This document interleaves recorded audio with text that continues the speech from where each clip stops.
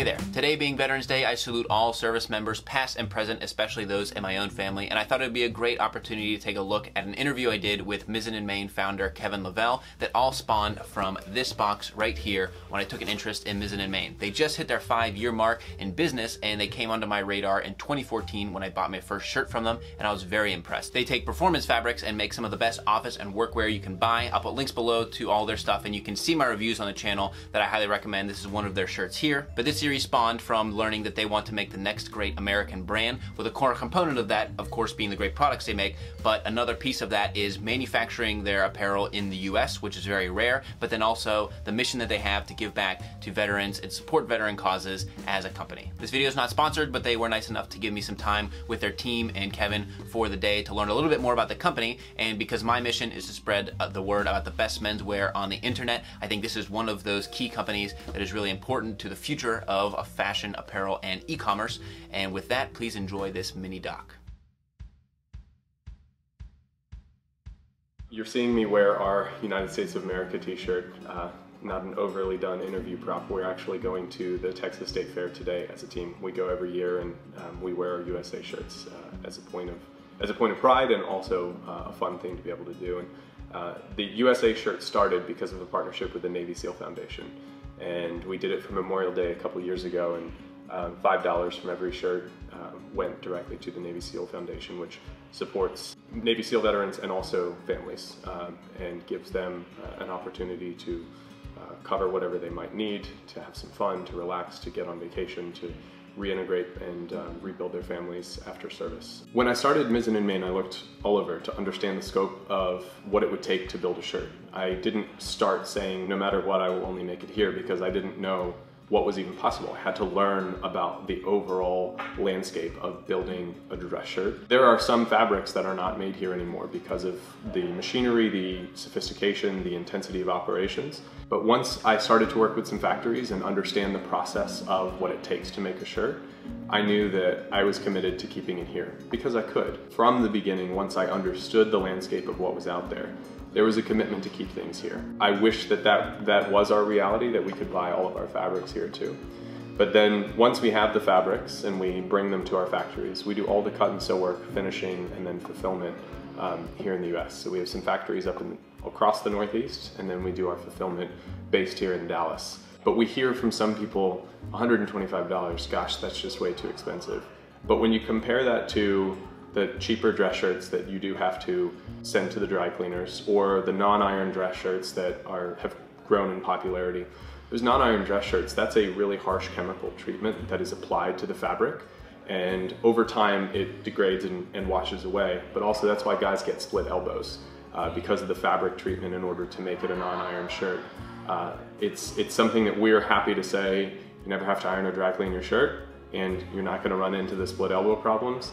So the savings that you get from not dry cleaning, and the fact that you don't have to replace your shirts that keep busting, ultimately we think it's a pretty good deal. We stand for something more than just selling a dress shirt, or making a new cool product, or taking someone else's idea and trying to do it for cheaper, or doing it in a bigger way. We want to build the next great American brand, and we stand for something more than any one item that we do in a day. And we found that our customers really care about that.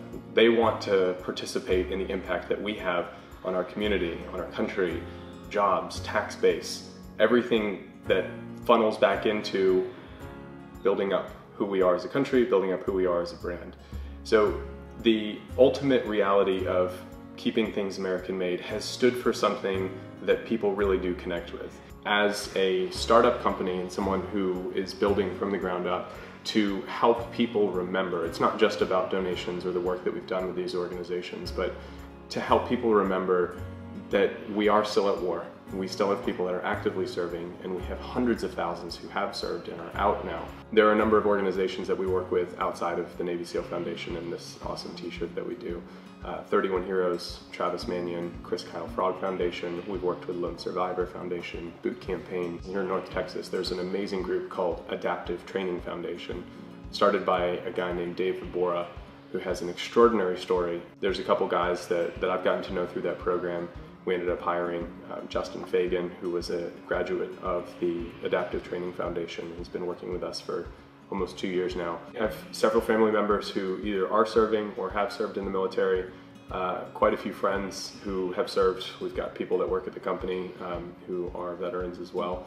And when we started the company, I wanted us to be able to have an impact and stand for something more than just clothing.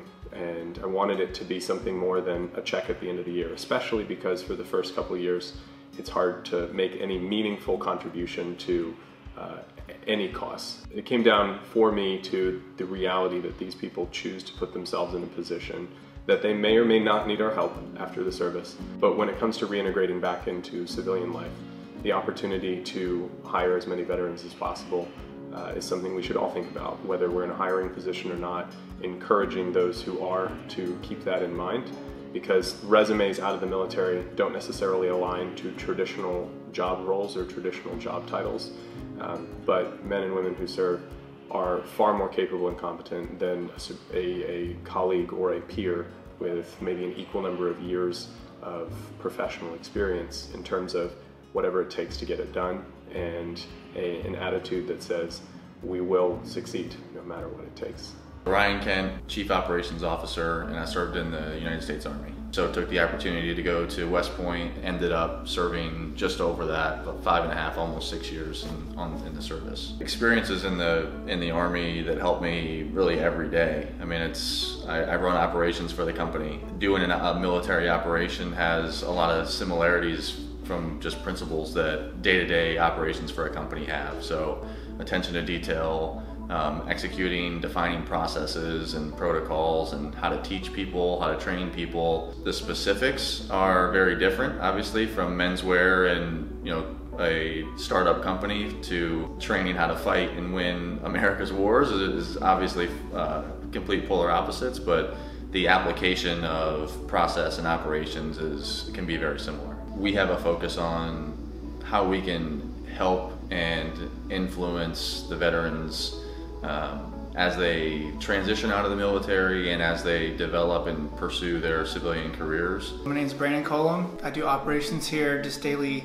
shipments from factories in Philadelphia and New York. I served in the United States Navy from 2012 to 2016. One thing I make sure is that we have damaged clothes that are sent here, and I make sure I deliver those to organizations. One's for disabled military veterans. We just send them the shirts. Most companies will either throw the shirts away or just leave them where they're at. For us, we actually donate them to military organizations. I would never imagine I would have served, but I was glad I did.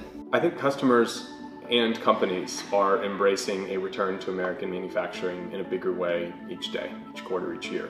That's great, and I hope that we've had a part in that in terms of telling the story, why it's important, and the fact that other companies can learn that you can make things here, and you should if you can, in terms of your impact that you have on your community and your country. It's a virtuous circle that we choose to participate in. It's not a nonprofit initiative, it's not charity, it's business, and we do need to grow our business, and we need to pay our people, and we need to make a profit in order to keep growing.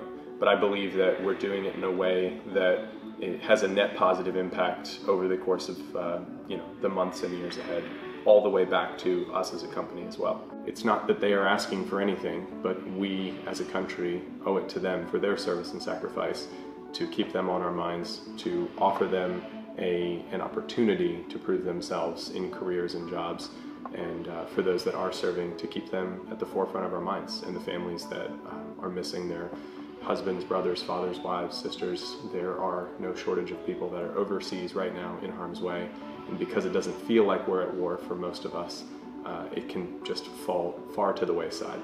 So it's definitely about those contributions and donations, but we also want to keep people aware of the fact that there are those who've served and are out and have long-term implications of that, and there are those who are still serving whose families might need some assistance or help as well.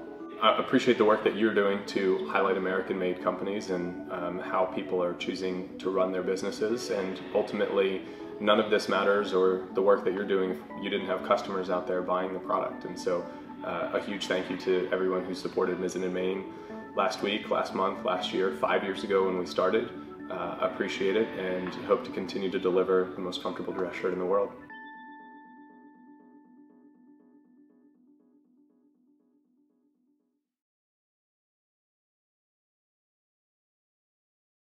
A wristwatch check. I've got a Weiss watch from Weiss Watches made out in LA. I got to meet Cameron and Whitney a couple months ago. I love the work that they're doing, and it's so cool to have a fully American-made timepiece. I wear it every single day. It's a winding watch, which is the first one I've had. I've always had automatics, and there's just something special about that experience, and knowing the level of craftsmanship and getting to see the factory. There's something so rich about that experience, and getting to wear it every day takes me back there.